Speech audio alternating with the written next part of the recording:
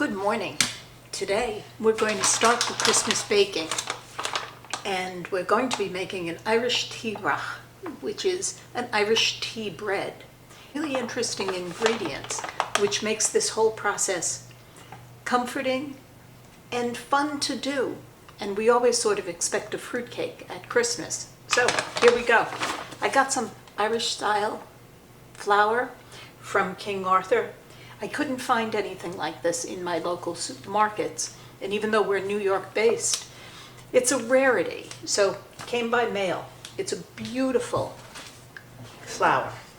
It's dense, it's dark, you can see flecks of the wheat grain in it.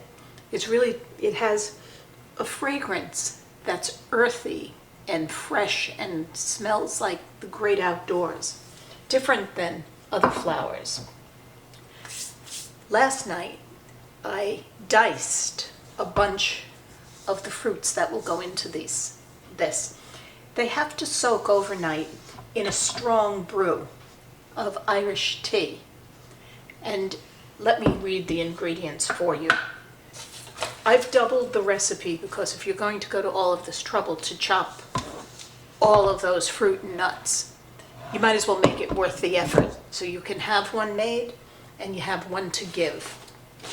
The recipe calls for 350 milliliters of strong fair trade tea, and that's my Twinings Irish breakfast tea, 200 grams of sultanas, which are the golden raisins.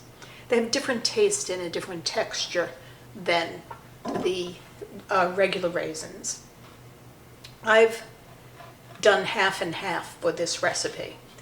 These are figs, dates, currants, and for our purposes, because I like it to fill the pan high and I like there to be a little bit of texture in my fruitcake, I've added some walnuts.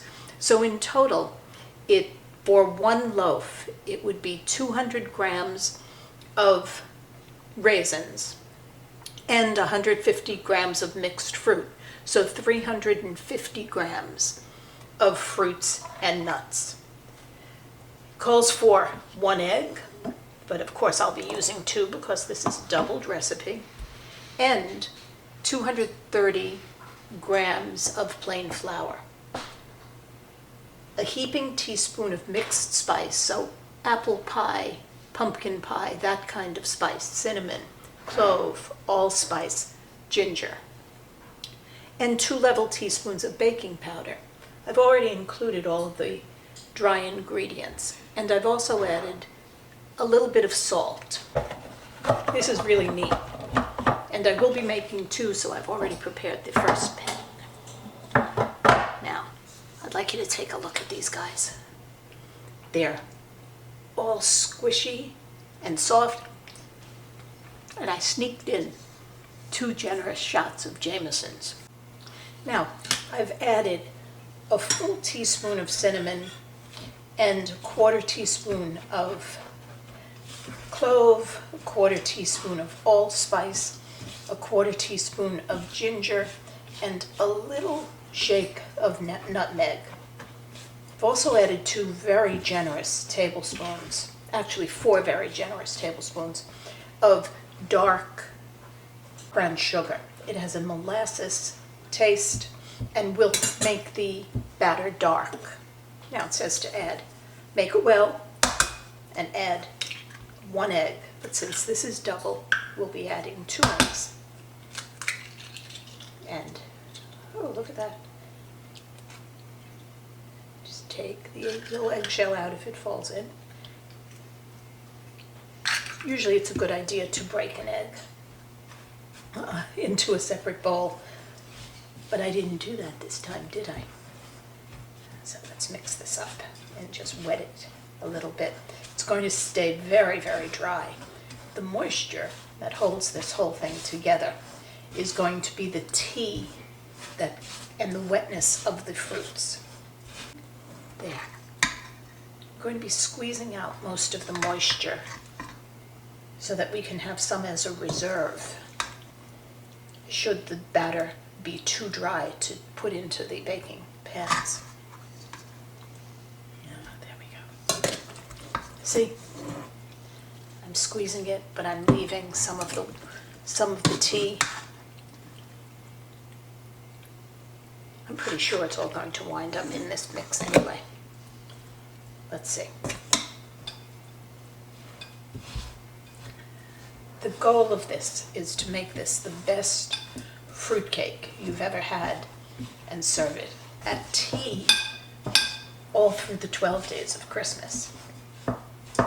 Whenever I'm making something that's this labor intensive, I like to do it and make sure I freeze some so that I can have, it doesn't disappear so quickly, you know? You get to make it and then eat it right away, and then you get to enjoy it the second time around.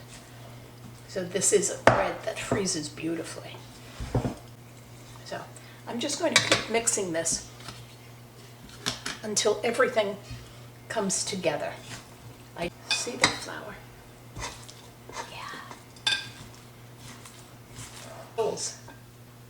I think I told you that this bowl, this was my grandmother's bowl. Everything got made in it. Here we go. And I still have some tea left. Surprising.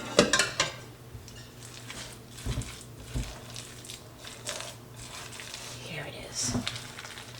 Marvelous.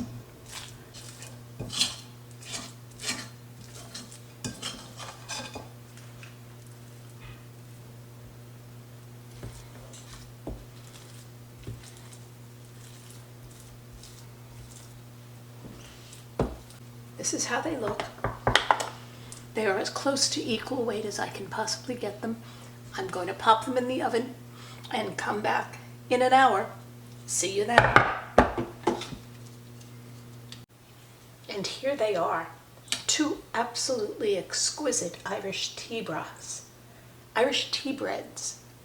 The fruit was soaked in a strong brew of Irish breakfast tea. These loaves are filled with fig and dates and raisins and sultanas and currants and walnuts. A little bit of deep, dark molasses tasting brown sugar. And they'll make a wonderful treat with tea or at breakfast or just like that. I'm going to wait till they are completely cool. Then I'm going to wrap one and hide it somewhere in the freezer so it doesn't get eaten before Christmas. Enjoy!